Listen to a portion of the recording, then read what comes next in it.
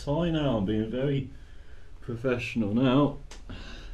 Hope it goes up to your standards, Arte. Hope it does match your standards. But yeah, no, got a tie, looking proper professional now. Roll it.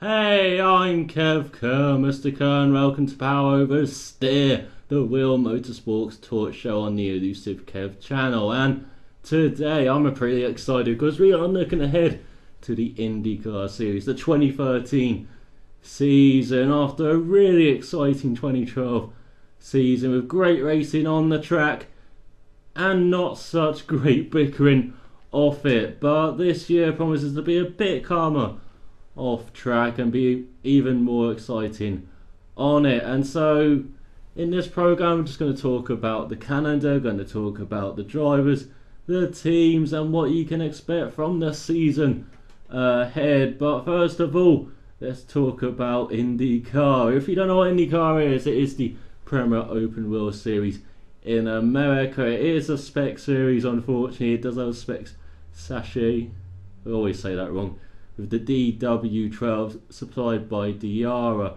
who won the rights to display the single sachet.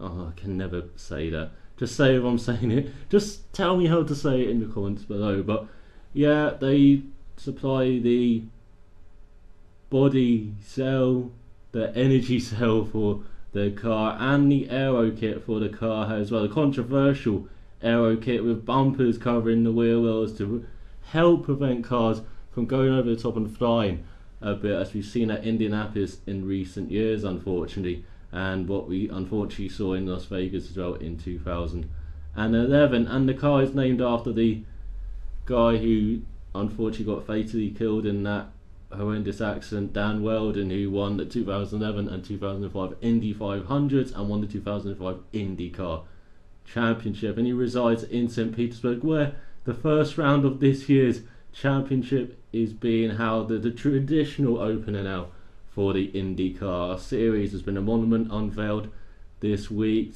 where he's been honoured, and of course there's Dan Weldon Way, a road named after him last year. And so this is the 18th IndyCar season since it started in 1996, and since 2008 American Open Wheel Racing has been unified. Before that there was the kart series and then the Champ Car series completing with the IndyCar series, just fighting for fans and just really not really helping the state of American Open Wheel Racing. And that has seen the rise of NASCAR, particularly on the motorsport scenes here in there in America. Not here, I'm not in America, there in America. But yeah, that's a bit about IndyCar. It is a spec series. It does have turbo engines, V6 turbo engines supplied by Chevrolet and Honda. It was supplied also by Lotus last year, but that was an appalling effort and they withdrew at the end of the season, thank God, after they only had one customer for most of the season, H3M, who couldn't actually afford to switch partners. And there was a bit of worry about H3M having difficulty finding a Chevrolet or Honda engine, and H3M are actually not on the grid. As a result, they've kind of not entered. They have gone to the World Endurance Championship, got a partnership with Status GP in LMP2 there, and so we won't see H3M on the IndyCar grid, unfortunately. And their old driver has moved teams, as many drivers as well. But before we get into the drivers, let's talk about the schedule and how it has changed a lot. So yeah, the schedule for this year, as you can see on the screen, 19 races over 16 race weekends, and this schedule was announced on the 30th of September 2012 on Speed's Wind Tunnel program, and this was at the start of a very lengthy winter break, 6-month winter break. That's the level of, say, NFL or NBA in America. Way too long though for motorsport. And so to kind of make up for last year's schedule, which only had 15 races, disappointingly, and This year has 19, as I said, over 16 race weekends. So only one more race weekend, but we do have 3 double-header races this year at Belle in June, at Toronto in Canada, and at the new Houston event at the end of the season at the beginning of October. And so yeah, we've got 3 doubleheader race weekends, and in those doubleheader race weekends we have one of the traditional rolled-in start and one standing start. So for the first time in IndyCar we have standing start events. I did practice this in Champ Car or in 2007, and it was quite successful. A couple of gremlins on the first couple of goes, but it was actually quite a smooth transition there, so hopefully it's a smooth one for IndyCar as well. And also this year we see some events come back, some circuit changes as well, such as at Belle. They've reverted back to this track layout that was used from 1998 to 2001, a 2.346 mile track. Pagenaud has returned to the calendar for the 7th of July 2013 for a 400 mile race, the first time that Pagenaud has been on the IndyCar calendar or American Open Wheel Racing calendar since 1989, and they signed a 3-year contract. Edmonton, which was meant to host an event in Canada, start the trip to Canada along with Toronto, the promoter for that event, Octane Motorsports, pulled out and no one else stepped up. They couldn't find another promoter for the event, so unfortunately Edmonton is off the calendar this year. Quite an successful race last year, and it's been a popular race on the calendar since it got introduced in the mid-2000s. The Grand Prix of Houston at the end of the year, at the beginning of October. Yes, there's a month gap there between Baltimore and Houston, but firstly about Houston, it's going to be at Reliant Park, and IndyCar signed a contract until 2017, so a good long contract there. Shell have signed a 4-year title sponsorship deal for that event as well, and it was an event that was last run in Champ Car in 2007. And I talked about that month break there between Baltimore and Houston. Well, they tried to fill it with a 20th race in Europe, and a few Italian circuits were mentioned as maybe hosting that race, and that was Monza, Imola and Mugello, but unfortunately a deal couldn't be put together for those venues. But you might see IndyCar maybe moving abroad in the future, just like Champ Car did in its last few years, going to circuits such as Assen or Brands Hatch or Zolder. And also this year, with the return of Pagenaud, it means that IndyCar has its Triple Crown back, which was last seen in 1989, and that Triple Crown contained the Indianapolis 500, Pagenaud and Fontana. And so for the return of this Triple Crown, IndyCar is offering $1 million to the driver who can win all 3 events, with $250,000 offered to the driver who can win 2 out of the 3 events. And so it's a very interesting calendar this year, much better balance between ovals and road and street courses, even though there's a bit more road and street courses than I would like. I would like to see a couple more ovals return, but that's something that can be worked in the future, with places such as Phoenix touted to return to the calendar in the future. But that is enough about the calendar. Let's talk about the main part of this championship, and that is the teams and drivers. There are 14 teams and 26 drivers, or 24 drivers, pardon, this year full time, and let's look at them, starting with Penske.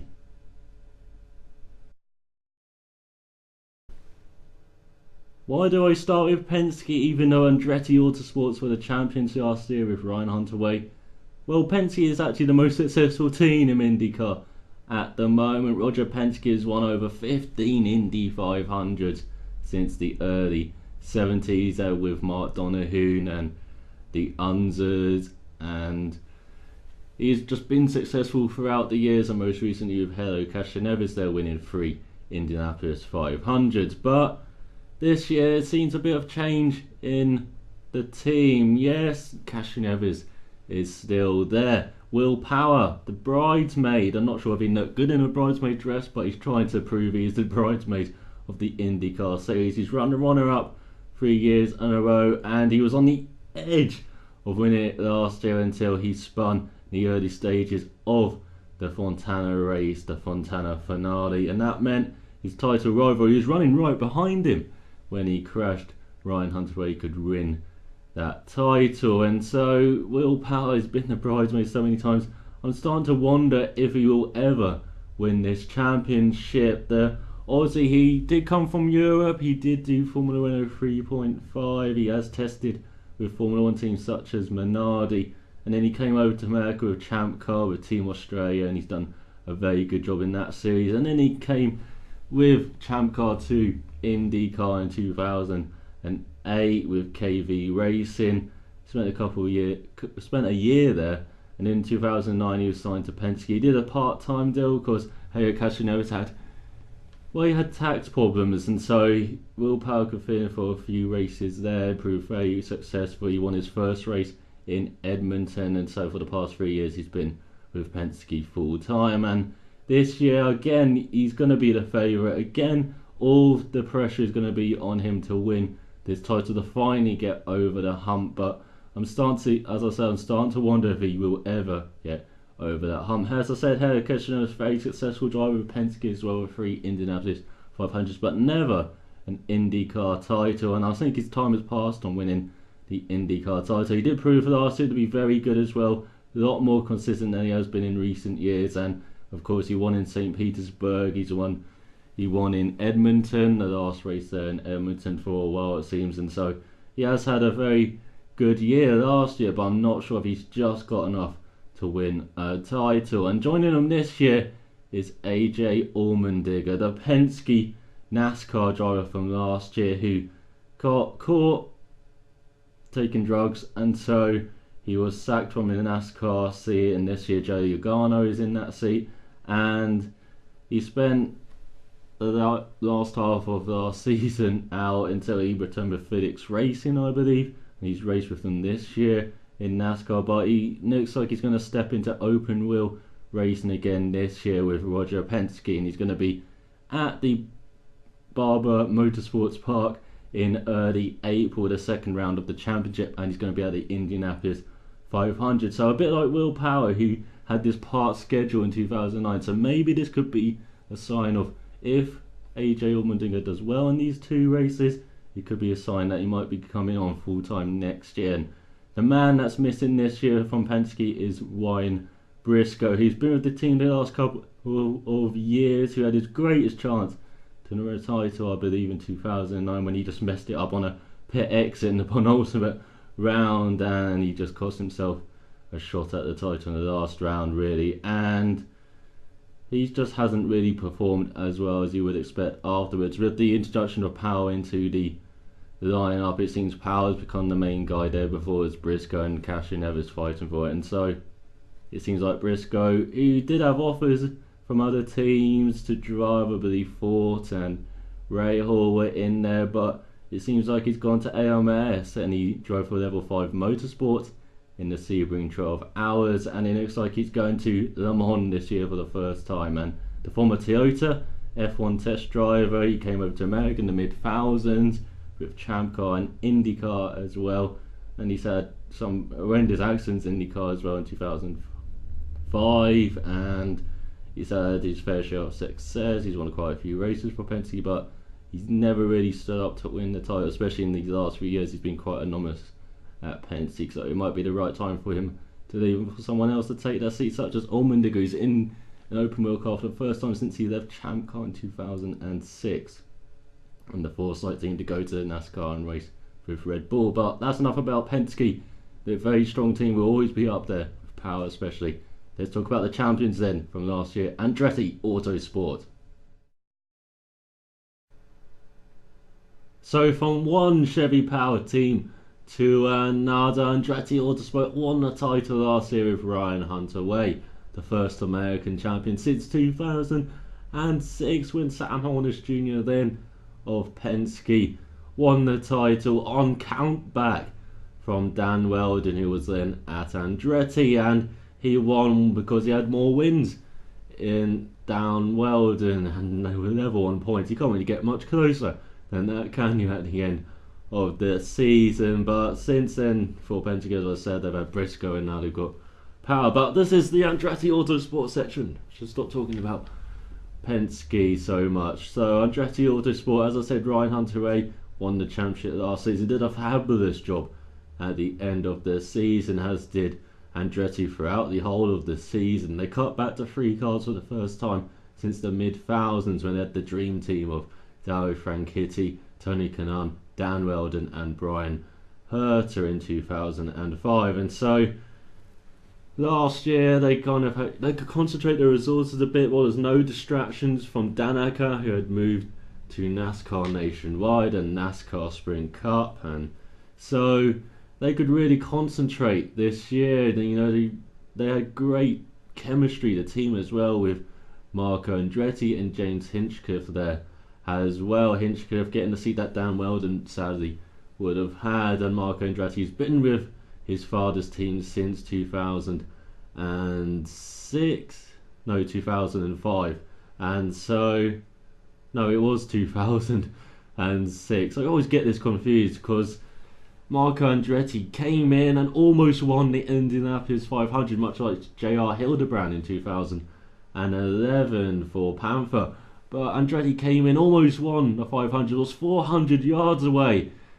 And then Sam Hornish Jr. passed him down the front stretch and won the 500. And since then his career has been so up and down, mostly down. But he has shown the glimpses of speed. He's great round short overs, such as wins at Aya, the Test, and he won at Sonoma in his rookie year. But apart from that, he hasn't really shown much. He is just a very average driver, it seems, sadly. And if his father didn't have a team on the grid, it might be like that Andretti would be kind of struggling to get a seat in this series, sadly, even though he does have the name, so that would have helped with sponsorship. But it seems like you would have just struggled really to get a great seat like he does at Andretti Autosport. And he has driven in Europe, actually. He drove in the A1 GP series, which ran in the off season, and he's taken tips on how to drive on road courses then, but he never really learned, it seems. And he's still up and down on road courses, and he's still up and down everywhere basically on the calendar. But back to Ryan Hunter-Reay, and yeah, he's been in American motorsport for quite a long time actually. He was in Champ Car, he won a race in there, and then he came over to IndyCar, and he was struggling to get rides. He was at Vision, he was at Rahal, and he won a race for Rahal, I remember. And it wasn't until he came to Andretti Autosport in 2011, off the top of my head. I think it might have been 2010 actually, but he really found a home there. 2010 actually, yeah, he was slated to get a deal, a very short-term deal for the first few races. Then he did the whole season after winning early in the season, and so he's found a home there, and it's just showing how good he is. So he's just grown as a team leader there, and last year was a great result for him and the team. And his wife is Becky Gordon. You might recognise the Gordon name if you follow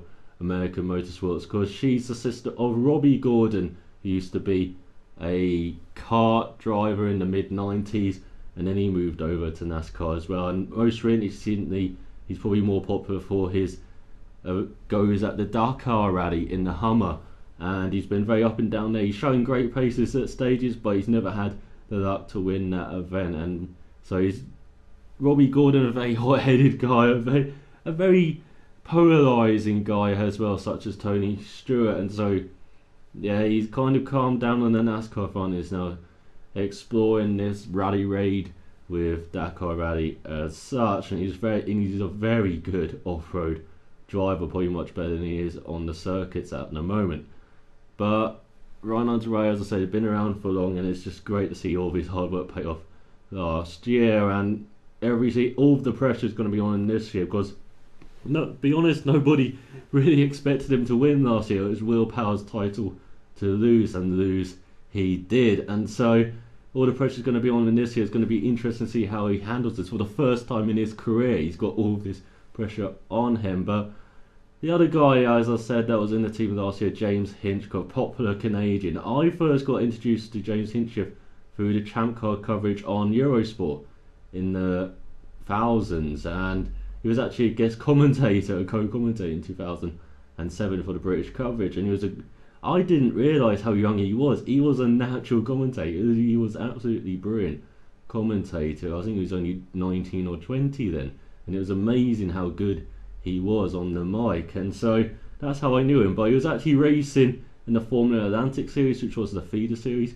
to Champ Car, and then he moved over to Indy Lights when Champ Car got merged with Indycar in 2008. He's been in Indy Lights for a few years, finished runner up in 2010, and then he moved up to IndyCar in 2011 with Newman Haas being the second driver there alongside Oil Serbia. And Serbia had a fantastic year in that car and finished in the top 5 in the championship, and unfortunately Newman Haas folded at the end of the year that he didn't have any finances to carry on, and so unfortunately with the passing of Dan Weldon, he's got this seat in the Go Daddy car in Andretti Autosport, and he's natural for that. He's a very charismatic, he's very outgoing character, and I think he's one of my favourite drivers on the grid, and it's just very easy to like him. I think he is Canadian, and he has driven in the A1 GP as well, such as Marco Andretti, and Ryan Hunter-Reay actually also driven in A1 GP.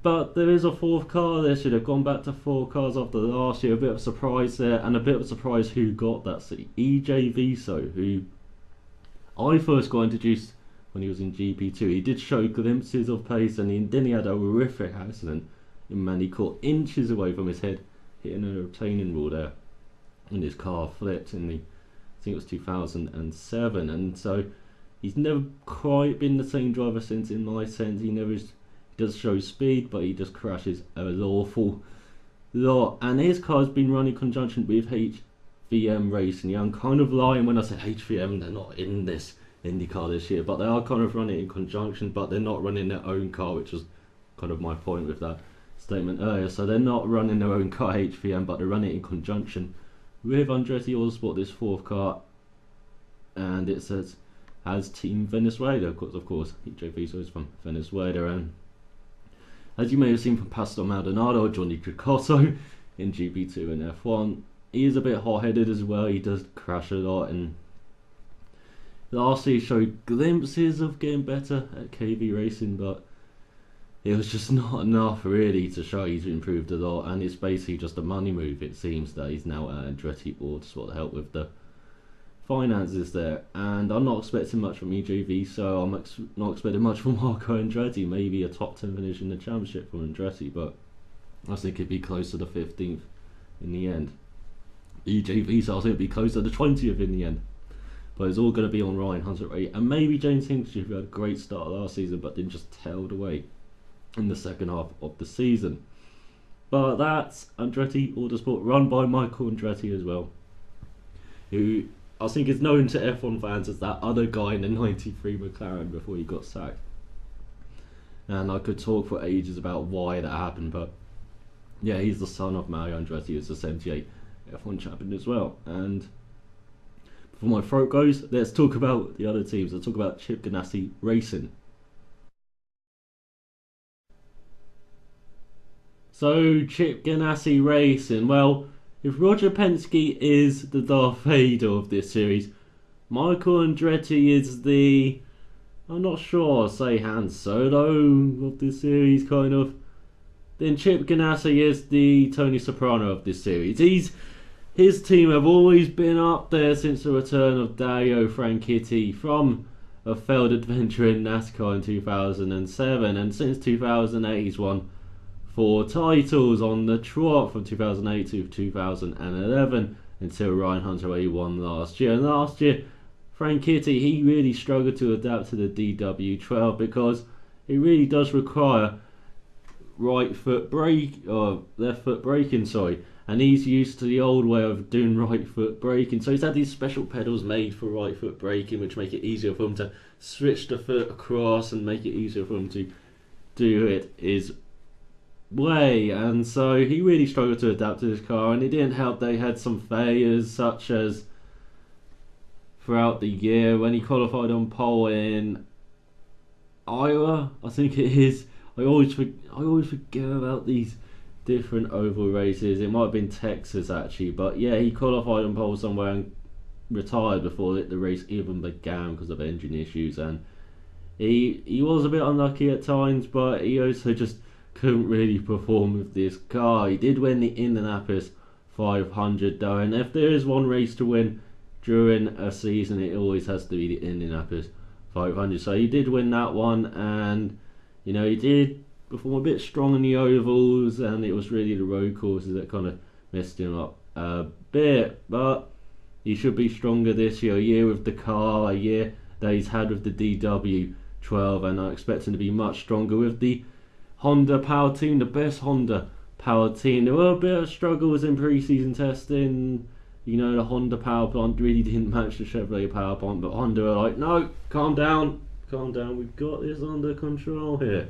So maybe it will be a bit more parity during the season. Alongside him is Scott Dixon, and Dixon had a very good season. He, just like he normally does, he was very good again last season. He just gets on with the driving. You don't really hear about his personality outside the car, you just hear about his driving on it, and he just drove very well last season, and despite Ganassi's struggles a bit at times, he did produce a good result, and again he was in the top 5 in the stands in third. He was right behind that championship battle between Power and Hunter-Reay. At times it looks like he was going to edge in towards them, but he was never really quite in the fight, and I expect him to be in the fight this year. As I said, a year with this car, Chip Ganassi Racing, they did struggle at times a bit, and so this year I don't expect them to struggle at times as they were the year with that car, and I expect Dixon and Franchetti, one of the strongest driver pairings on the grid. And Chip Ganassi also has a third car, and this year it's Charlie Kimball, who at times again showed he had pace. He's adapted to the series. He came in 2011, really did struggle quite a bit, but last year he showed he was quite good, and he's a guy who used to race in Europe, but he came over to America, found out he had diabetes, and so he needs like an insulin injection sometimes in his car, and so they've worked out a system to give him insulin in his car, and he hasn't really been the same driver since. Before he discovered he had diabetes, he was a great, very fast driver, but since then he's been up and down, but he has been very strong in the junior formula in Indy Lights. Before he stepped up, he was right up there in the top 5, so he is quite a solid driver, and last year did show at times he was very good with, especially with a second place in Toronto, and so I expect him to again get the odd good result,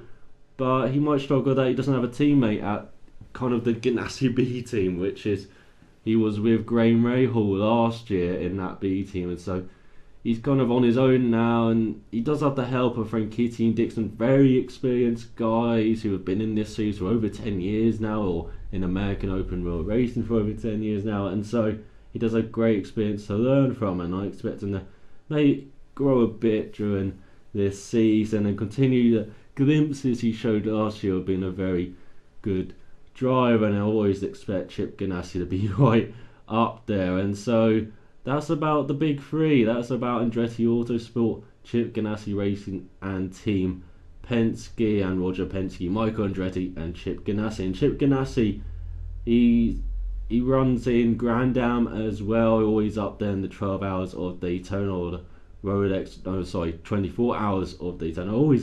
I get my endurance races mixed up now between Sebring and Daytona, but yeah, he's always up there in the Rolex 24 hours of Daytona. NASCAR, he's got a middle of the road team with Ganassi Earnhardt Racing, and I expect much more from him in NASCAR as well, with Juan Pablo Montoya, one of my favourite drivers growing up, and one of my favourite drivers still now, even though he just trottles along in the mid-packet scenes, and Jamie Murray. And so that's the NASCAR team.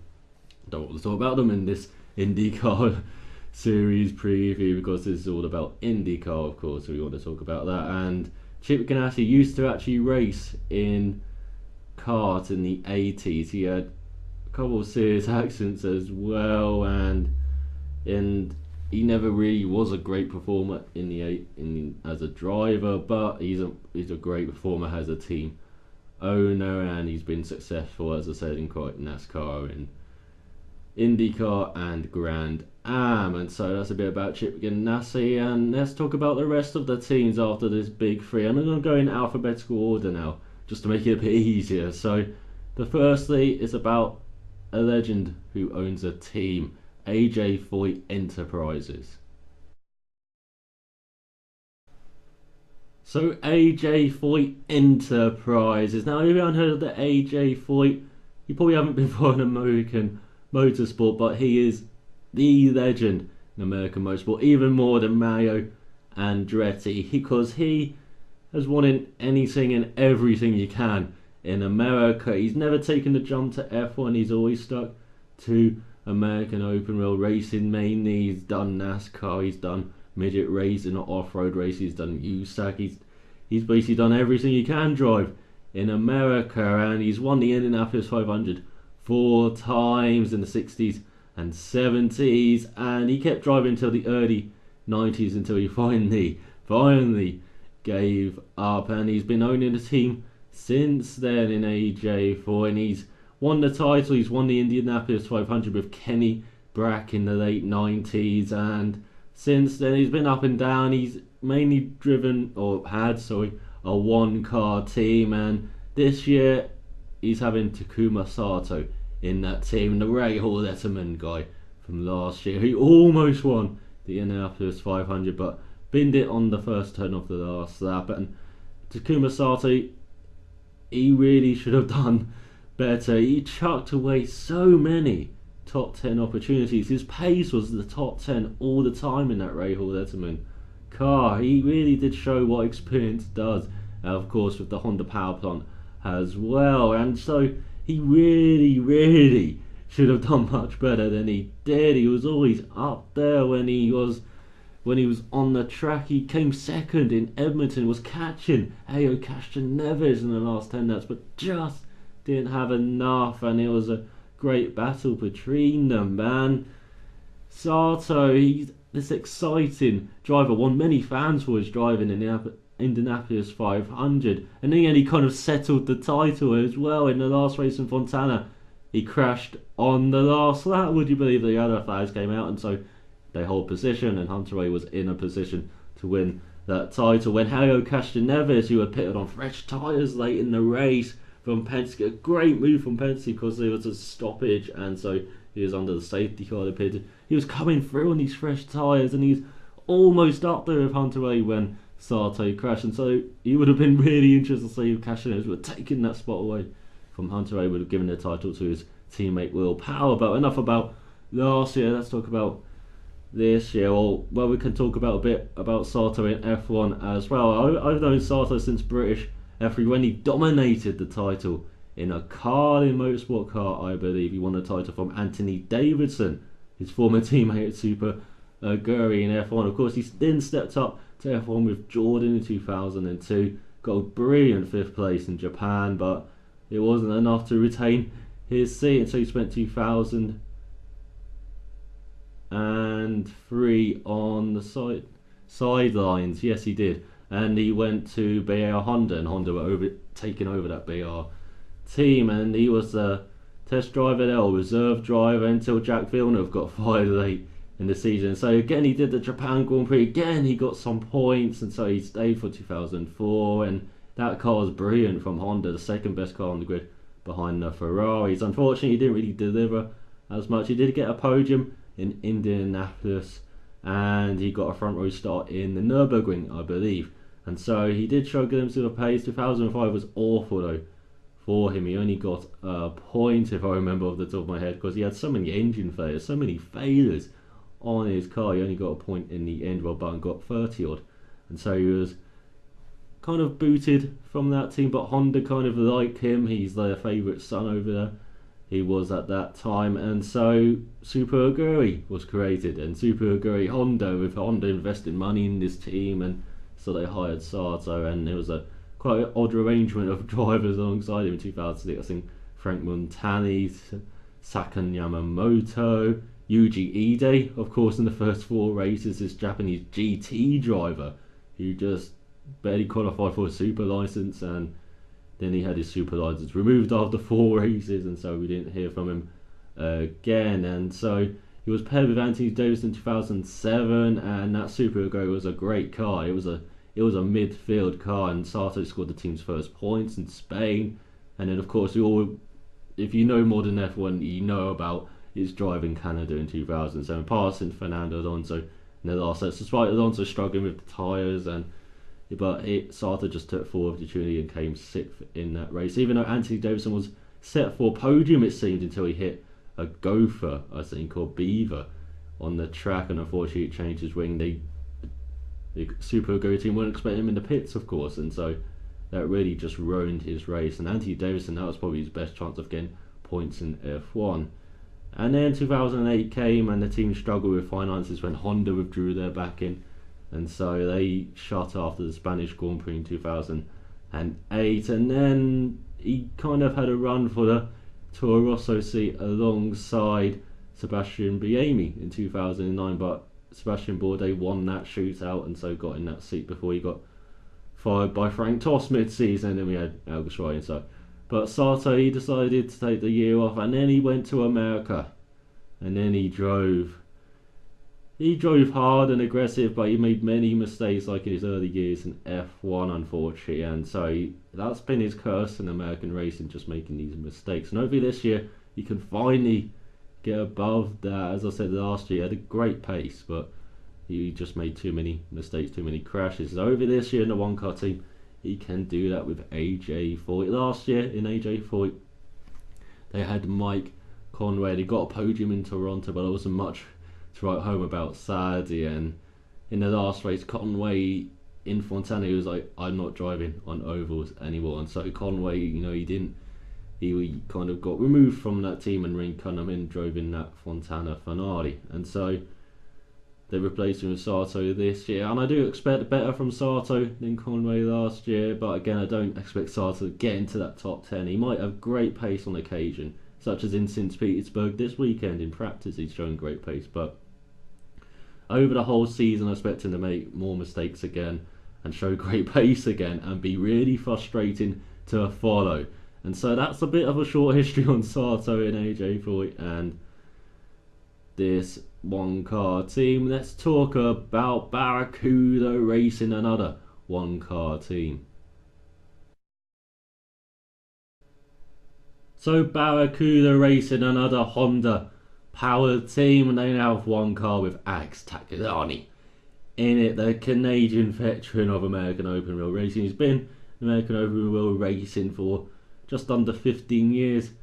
I believe he was part of the Champ Car side of things before the merger in 2008, and he's been a very solid driver. He's only had one win in the American Open Wheel Racing though in 2003, I believe. I want to say 2003, but it's probably the wrong year, so correct me in the comments below if I am wrong. But yeah, he's been around for ages, the Canadian, and he's been doing NASCAR Nationwide drives in Road America and Montreal, and he kind of had a dust up with Jack Villeneuve in Montreal last year when he kind of got tagged when he was kind of pushed out the lead last year in the Montreal race, and so he's had a bit of a dust up with Jack Villeneuve, of course, the 97 Formula 1 world champion. And so yeah, he's been a very solid driver, and he came on very solidly last year with Barracuda Racing. This was one of the teams that had Lotus power plants until Indianapolis, and then they thought, no, we're not sticking with this, we're changing power plants, and so they got Honda power. And after they got Honda power, they proved to be very solid with Tagliani, always around the top 10 or in the top 10.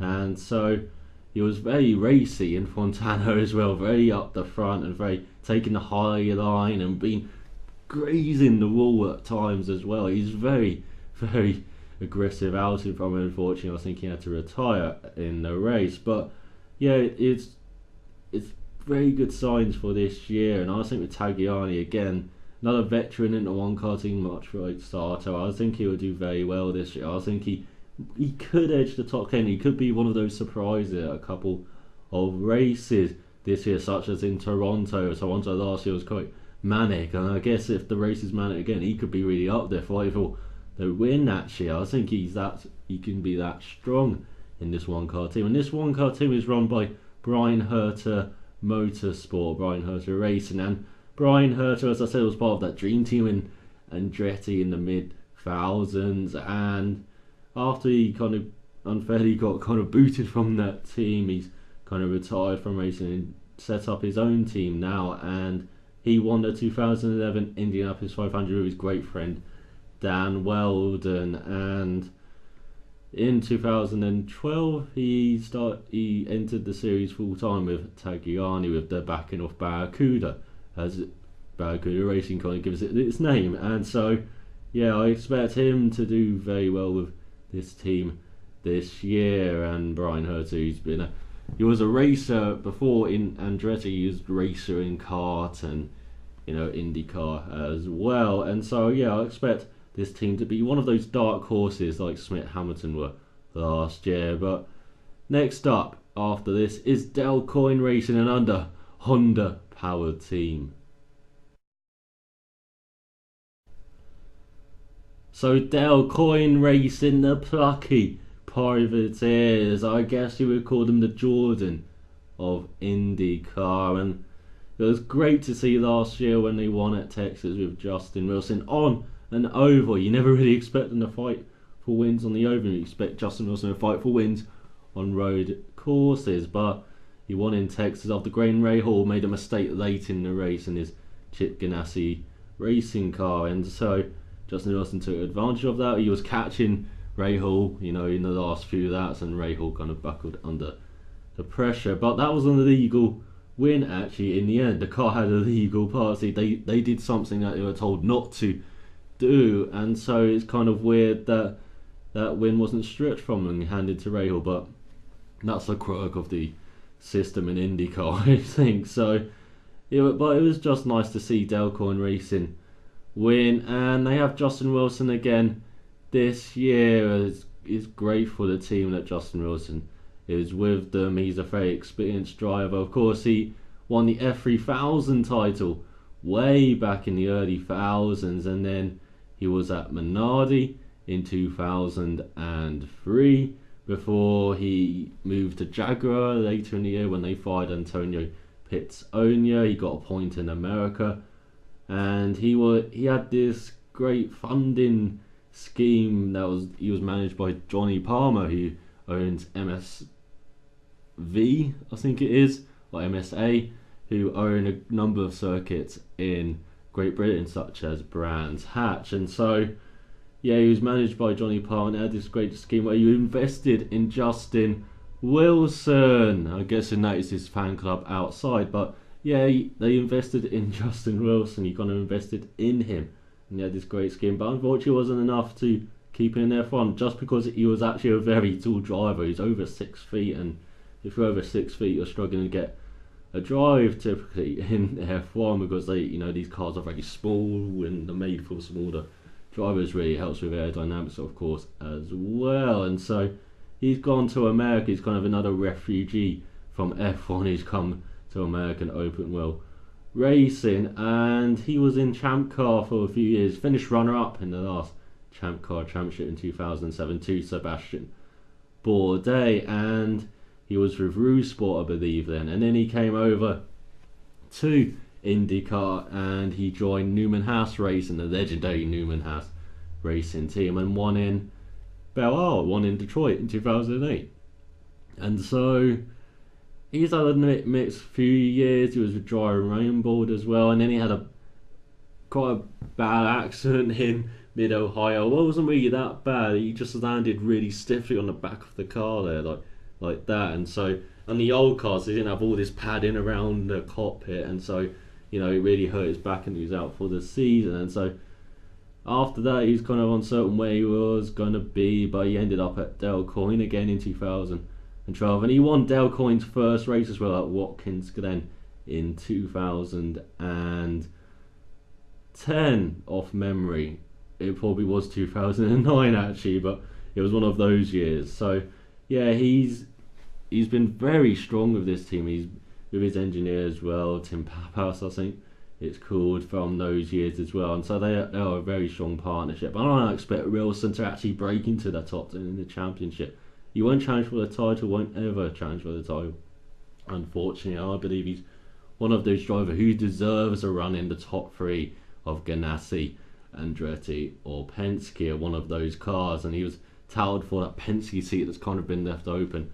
But in this like LG, AJ Allmendinger might get it. Now I'm getting confused between drivers' names. This is going to tell me.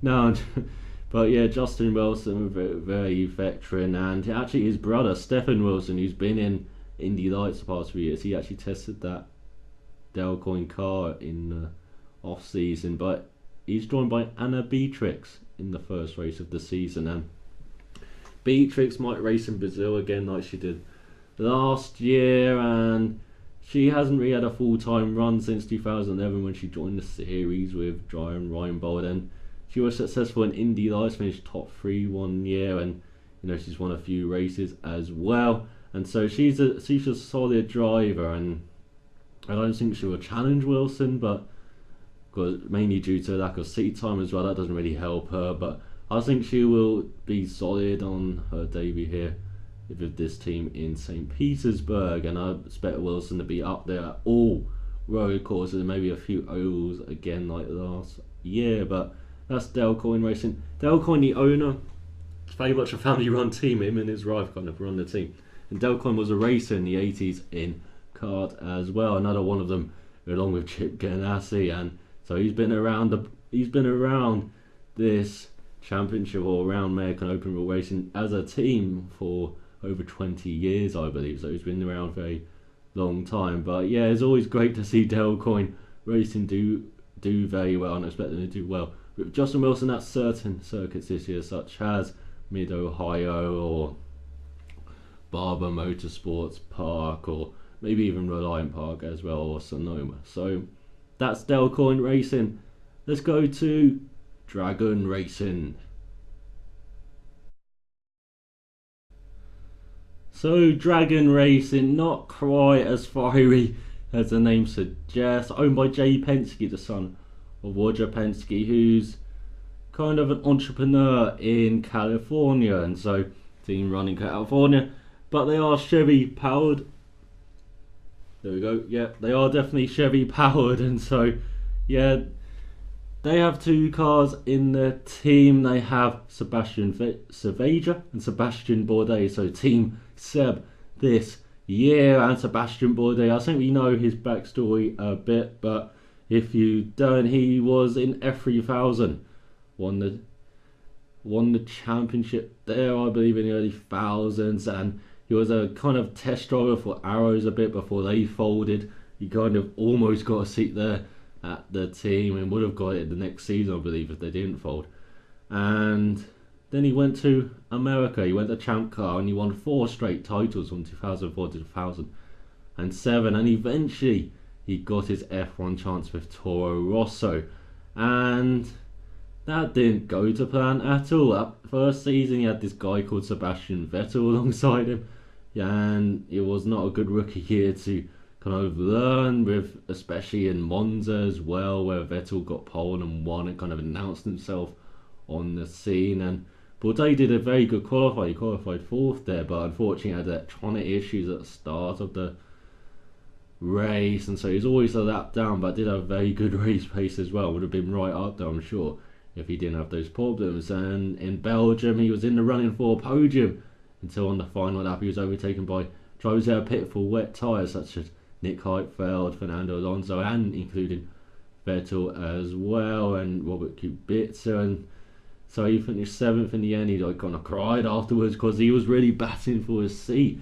And as I said, he had a shootout with Takuma Sato at the end of the year, and he was brought on board at Toro Rosso because Gerhard Berger mainly wanted him there, and then Gerhard Berger kind of sold his shares in 2008, and this was back when Toro Rosso didn't have a kind of driver who could, 2 drivers who could fit in that team from the Red Bull Junior program. They had Sebastian Buemi, who had been in GP2 beforehand, but they had no one else alongside, so they kind of had Sebastien Bourdais, even though they didn't really want him at that team, and it kind of showed in the end.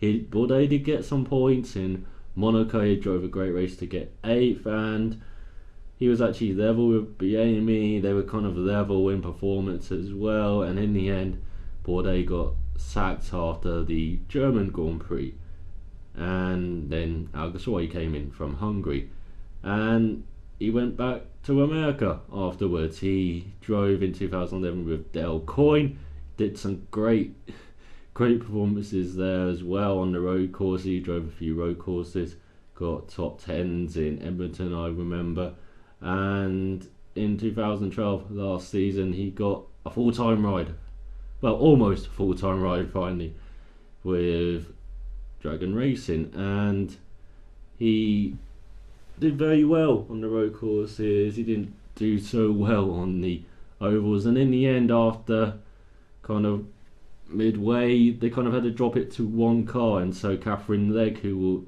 was his teammate last season, she did the ovals and he did the road courses, and had very good runs. Did have a nasty accident in Sonoma with Joseph Newgarden of Sarah Fisher Hartman Racing, but you know, again, he's shown that he is maybe one of these guys like Justin Wilson who deserves a chance in a top 3 team. And you know, he unfortunately for him, you know, you can't go back to Newman Haas because they've kind of drawn at the end of 2011, and he was the team who won all of those Champ Car titles with, you know, very successful partnership there in the latter years of Champ Car.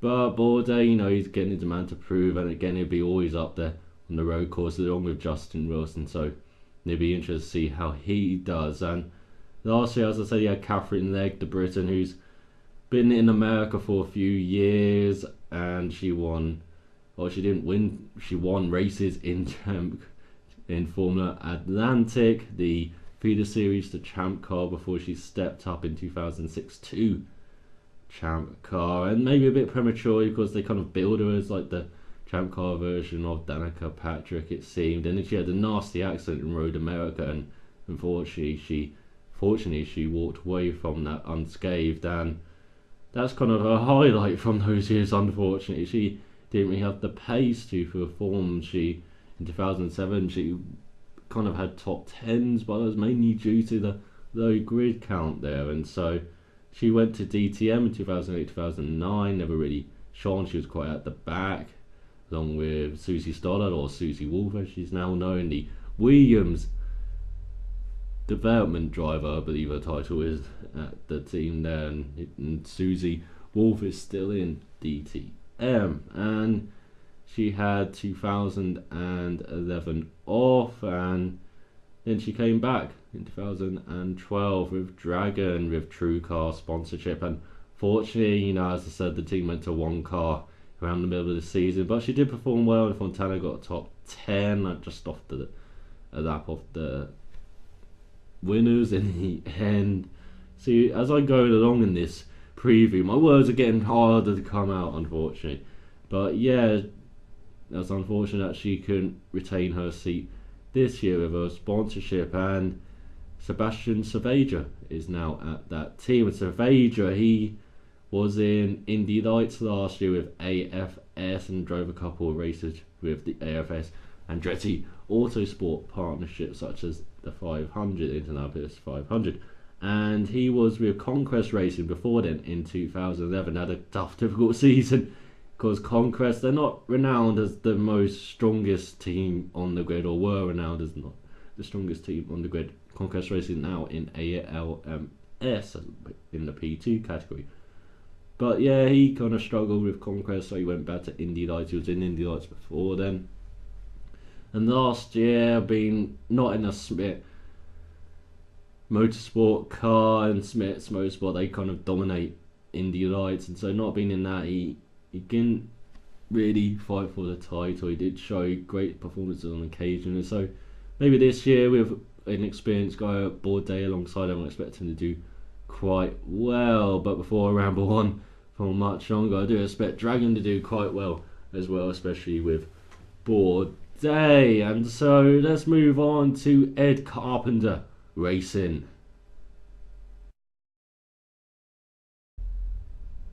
Ed Carpenter Racing, and they also have Chevrolet power, and their only driver is Ed Carpenter.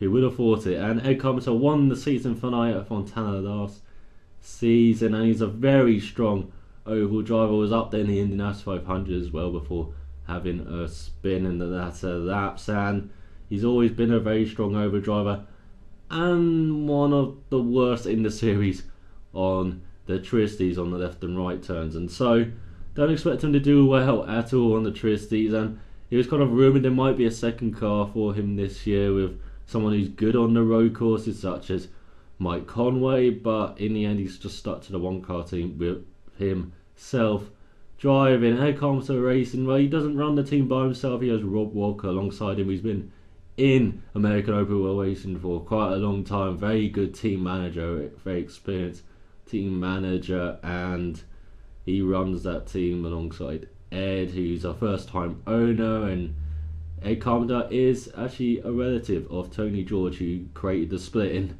American Open World Racing. He created IRL, or now IndyCar, because him and a bunch of owners kind of unsatisfied with American racing in the mid-90s or kart racing. And yeah, before, I don't want to carry on about this point, but yeah, that's kind of what happened in the mid-90s. There were just a bunch of people who were very unhappy with the way things were, even though kart was very high up, almost challenging F1 kind of in popularity, it seemed, or status. And so yeah, Ed Carpenter Racing, Ed Carpenter, he's been around quite a few years now in IndyCar, and as I said, he's a very oval orientated driver. He's been with Vision Racing, which was kind of a team that was partly owned by Tony George as well, and he was with that team for a few years, and he showed he was always strong in ovals, and he's always challenging a bit there. And then he went to Sarah Fisher Hartman Racing in 2011 and won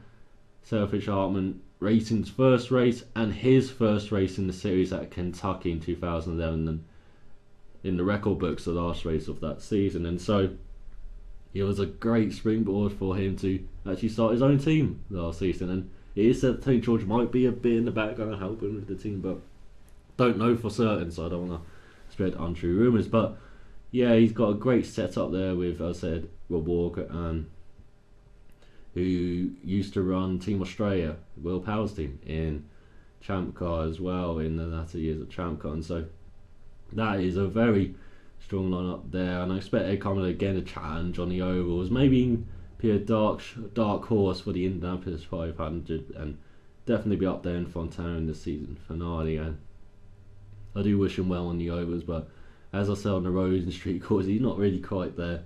I know maybe it would have been wiser to bring in the wingers such as Mike Conway or Giorgio Pantano to drive those circuits. And that is Ed Carpenter Racing. And next up is KV Racing Technology.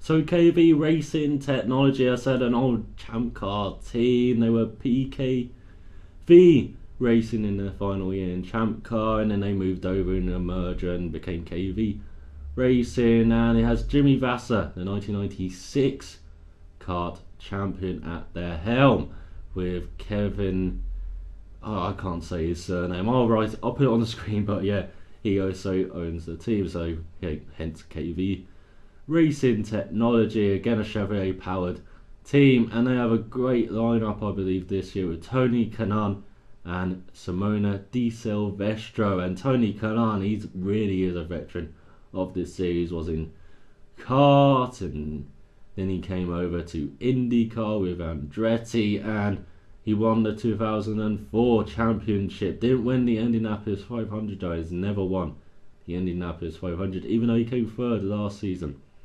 But he's never won the big one, and he's had some bad luck in the big one as well, in the 500. But he is a very experienced campaigner. He's a very solid driver and had a very solid year last season, alongside what he calls his brother Rubens Barrichello and EJ Viso. And unfortunately, Barrichello couldn't raise a sponsorship to return to IndyCar, and in it he would have left the KV Racing anyway, have gone to another team this year if he did have the sponsorship. So Rubens Barrichello, he's gone back to Brazil. He drives in the Brazilian Stock Car Championship there, and I wish him the best of luck. And of course we know about Barrichello, of course, if you follow F1, but Tony Kanaan never went to F1. He never really had an opportunity, I believe, to get into F1 either. And he's, as I say, he's a veteran of this series, and he was with Andretti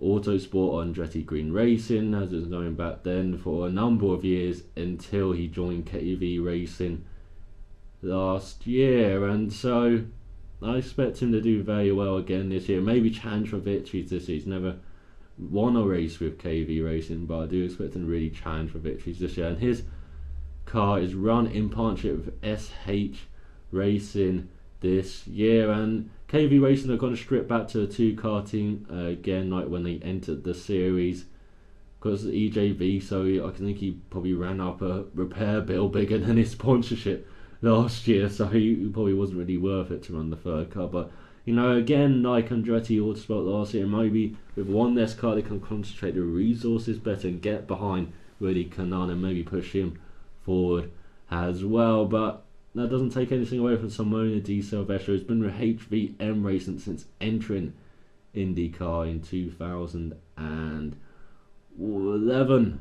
I want to say. It was probably 2010, but I want to say 2011. But she's been with that team. She's been a single car team, just learning IndyCar by herself, basically, at that team, unfortunately. And so now she's got a teammate, finally. We can finally see if she has the goods to do well.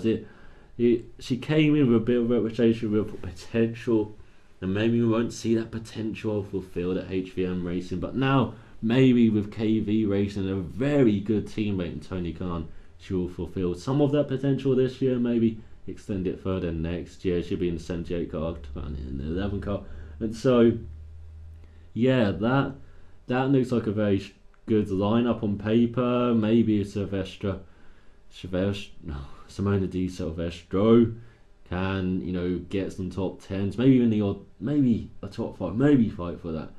But KV Racing, again, a team that is up and down, has been in the last 5 years since entering IndyCar, with Will Power and Oil Servia, I believe, off the top of my head. It might have been Alex Tekiani, but again, my memory is going as this preview is going on, just like my words. So let's continue. Let's talk about Panther Racing and Panther Dryden Roybold Racing.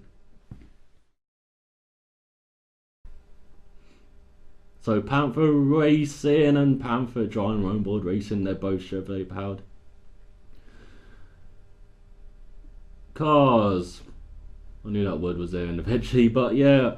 In the Panther Racing seat is JR Hildebrand, and the Panther Dryden Roybold Racing seat is Oil Server. And Panther and Dryden Roybold Racing kind of merged that Indianapolis 500 with Oil Server, and so he's still, you know, in that merge kind of car C. And they've had JR Hildebrand since 2011, since that Indianapolis 500 infamous ending where he lost the 500 on the last turn when lapping Charlie Kimball just got a bit too hard on the groove and his car went into the wall and he finished second. And hopefully he doesn't get kind of cursed like Marco Andretti has since that 2006 race, where again as a rookie he finished second in the last stages of the last lap. And JR Hildebrand, he did show kind of signs of improvement last year once Serbia was on board. He's a very solid racer. Of course, he tested for Force India in F1 in 2011 after winning the Indy Lights crown in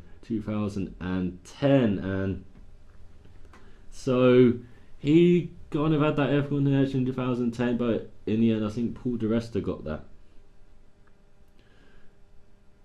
seat. It wasn't Paul di Resta. No, it was Paul di Resta, wasn't it? He got the test driver seat and then stepped up as well. So yeah, Paul di Resta did get that seat. As I said, memory's going. But yeah, he's had that brief glimpse with, you know, in the European racing. He did the A1 GP as well in this last season. And because I said he came back to America, he kind of won Indy Lights in 2010 and stepped up to Panther Racing, and he's been side there for the 3 years, but now he's got a teammate in Serbia, and again he looks like experience is really helping youth here. And much is kind of, not much, but things are kind of expected from him in the future with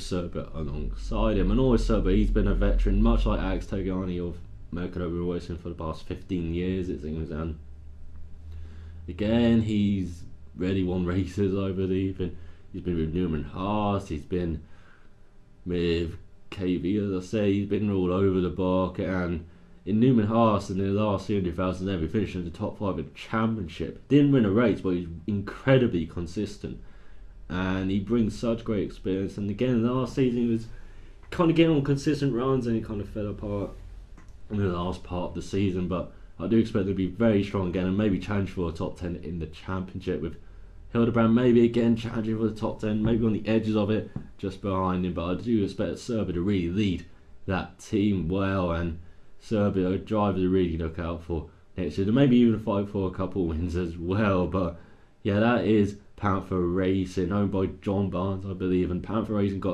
they're very strong at 500 as well.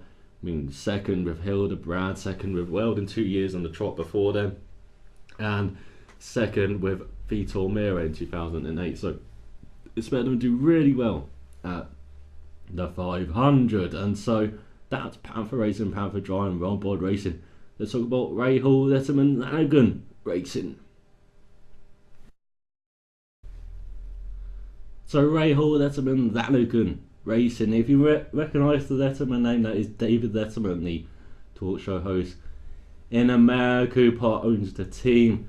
Rahal, well, Graham Rahal is actually driving for the team this year after driving with Chip Ganassi's B team for a couple of years, and he is joined by James Jakes in the team who was formerly with alongside Wilson at Dale Coyne Racing. He's been there for a couple of years since entering the series in 2011.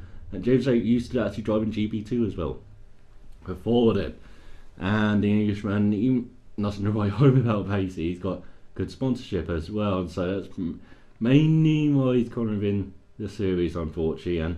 But he does show glimpses of again being quite good, but quite good for him would be a top 10 finish, not the higher up finishes such as for Charlie Kimball, where good for him would be top 5 really. So that's James Jakes. And Graham Rahal, well, his father actually runs the team, Rahal, in the Rahal Letterman Lanigan is Bobby Rahal, and Bobby Rahal was an American open wheel legend basically in modern times, and he also runs in ALMS, American Le Mans Series. He runs the GT program for BMW, very successful program, and they've been successful in the last few years there in American Le Mans Series. But Bobby Rahal, he won the 1986 Indianapolis 500, was kart champion a couple of times as well, and he actually drove in F1 actually for, I think he had a couple of races in practice. He was in practice, I'm not sure if he actually drove an actual race off the top of my head, but I think he might have. So yeah, he drove a couple of races before probably coming back to America, a bit like Danny Sullivan, who won the 1985 Indianapolis 500, won the spin and win 500 and drove for Tyrrell in Formula 1 before coming to America. And so yeah, kind of a bit like that. And so yeah, Bobby Rahal, quite a well-renowned, quite a revered figure here, and he's been quite a good team owner as well. Formerly in Indycar for a few years in the thousands before he had to shut down his team and leave. He won the 2004 Indianapolis 500 with Buddy Rice, and ran Danica for her first few years in Indycar before she moved to Andretti, and almost won the 500 with her the following year, where she came fourth. So yeah, there's a bit of the history of the team. As I say, Graham Rahal, he's a guy I really expect. He's America's next best hope really. Ever since he came out, he was very young driver, and he came out. He drove in A1 GP for Lebanon when he was 17 or 18. That's how young he was, and he was in Champ Car. He partnered Bourdais in 2007 at Newman House, and then he kind of moved with Newman House to IndyCar and won on his debut in IndyCar at St. Petersburg in 2008. The youngest winner in the championship at 19 years of age, if I remember correctly. And then after that, he kind of struggled for a drive. He drove for Sarah Fisher, and then he got that drive with Chip Ganassi. And a lot was kind of expected from him, but again, he was kind of peaks and trough driver. Occasionally, he would fight for a win. He was thinking, oh, he's doing well, and then he just struggled in the midfield. And I think we expect much better from him now that he's with his father and his father's teams. I think we expect a bit more from him. He's going to be leading this team as well with James Drakes alongside him. So I think we're expecting a bit more from him this year. Maybe a top 10 in the championship and maybe a win or two as well, which would really help, help his credentials and help prove that he is this next American hope behind Ryan Hunter-Reay. But yeah, that is Ray Hall-Letterman, Lanigan Racing. Lanigan, you actually used to invest in Newman Haas as well, in Champ Car, I believe, in IndyCar as well. So yeah, that's Lanigan in the new Ray Hall-Letterman, Lanigan Racing of the title. So yeah, that is them, and let's move on to Sarah Fisher Hartman Racing. So Sarah Fisher Hartman Racing, this is a Honda power team, much like Ray Hall-Letterman Lanigan, and it's owned by Sarah Fisher, who used to be a driver in the series in IndyCar. She was actually the first woman to get a pole in American open wheel racing in the early thousands, and she actually drove the McLaren F1 car, if I remember correctly.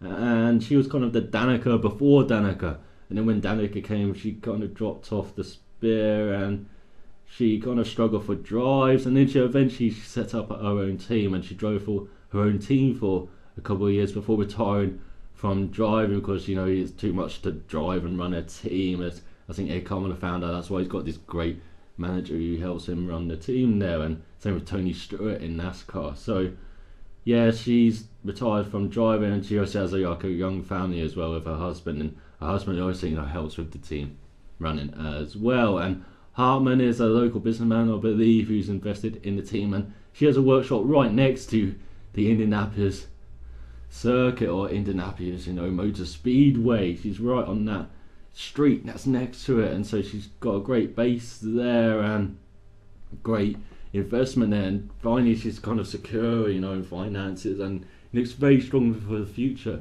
for that team. As I said, she used to run Grain Rail occasionally as well with Dollar General sponsorship, and last year she ran Joseph Newgarden, and she will run him this year. And he's a very interesting driver. Again, now he's the American next hope. He won Indy Lights in 2011, and much was expected of his debut last year. Never really delivered, had occasional glimpses, but he was just making way too many mistakes, and occasional ovals, he would show strong pace as well. Particularly in the 500 qualifying, he qualified in the top 10. Great result from him, but didn't quite reproduce it in the race. And so, he's in the one car team as a rookie. I think it's no going to do for Di Salvestro, will tell you how hard it is to learn in a one car team in IndyCar. So again, I expect him to do quite well at times, but I'm not really sure where to place him. I think maybe in the low teens in the standing. I think he'll improve. I think he'll get some top 10s. I think he get a few top 10s, especially on the road courses, but it's going to be interesting to see how he grows. He's got a great personality. They do try and promote that IndyCar as well. He did the Harlem Shake at Indianapolis, I believe. If you type it in YouTube, you'll find that. But he's also in the off season with Will Power, James Hinchcliffe and Charlie Kimball in the off season, doing some hijinks in the off season, it being filmed. So yeah, he's a great personality for that team, and I think he might return to a great driver eventually. But again, it might be a case of being like Graham Rahal, where occasionally he's a peaks and trough driver basically. So this year, don't expect too much from him. Maybe some solid top 10s, maybe the odd top 5, you can really see that in. But yeah, just basically cut down the mistakes this year from him. And I forgot to talk about Ray Hall-Letterman. They do have actually Mike Conway driving for them at Long Beach and Indianapolis. So yeah, Conway does return, or not at Indianapolis, but he will be driving at Long Beach, the race he won with actually Andretti in 2000 So yeah, Mike Conway in that Ray Hall Allmendinger team will actually be driving for them at Long Beach. As I said, he's not going to drive on ovals ever again, and he had 2 horrendous crashes on the ovals in 2010 and last year as well, with real power last year in the AJ40 car. So I'm not surprised he's saying no to ovals, but yeah, Mike Conway does drive for Ray Hall Allmendinger at Long Beach. But back to Joseph Newgarden, and yeah, I do expect him to do quite well, as I said, and just really improve from last year. So let's go to the final team. I know it's been a bit of a slog, but this final team is one to really look out for, and they were the dark horses last year. Smith, Peterson, Hamilton, HP Motorsports. God, that's a mouthful. Yes, we are here to the final team, and as I said, this is a team to look out for.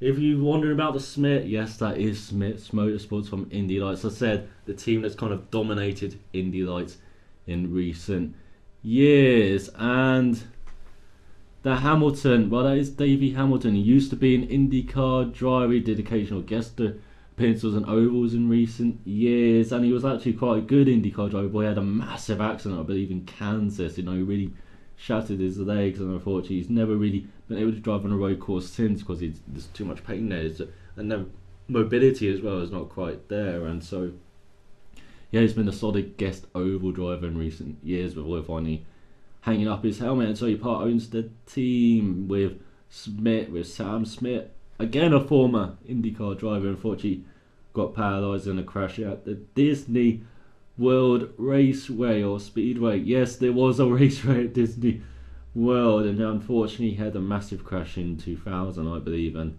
he was an up-and-coming driver, really improving throughout the early years of IndyCar before he had that crash. And unfortunately, he was paralysed, but he's been a really successful team owner in recent years. And they have Simon Pagenaud and Tristan Vautier. I believe that's a French connection there. And Simon Pagenaud, he was really great last year. One of the drivers of the season last year. He was challenged for wins at Long Beach and Barber Motorsports Park. He was really up there on the road courses with this team. I think he finished on the edge of the top 5 in the championship. That's how good he was in this single car team last year. But this year he's joined by Tristan Vautier, who won the Indy Lights last season. So there's a good graduation here of champions to IndyCar in recent years, and that's an encouraging sign to see for this Indy Road to Mazda scheme that they have going. So that's really encouraging. And Vautier, he just shows promise. He was quite good in testing as well, and I expect him to do not really well, but I expect him to do quite well this season. Just get these solid results going for rookies. That seems to be a problem for rookies in this series. It seems. I'll say Di Silvestro, Rahal with Andretti, loads of these drivers who kind of struggle to get these solid results in their rookie years. But I do expect Vautier to kind of buck that trend and be one of those drivers to get those solid results, mainly because he has Pagenaud alongside him, and Pagenaud was a very strong driver last year. I expect him to do very well this year as well, especially as a teammate where he can teach, and he's got the confidence from last season. And he actually guest starred in 2011 in a couple of races.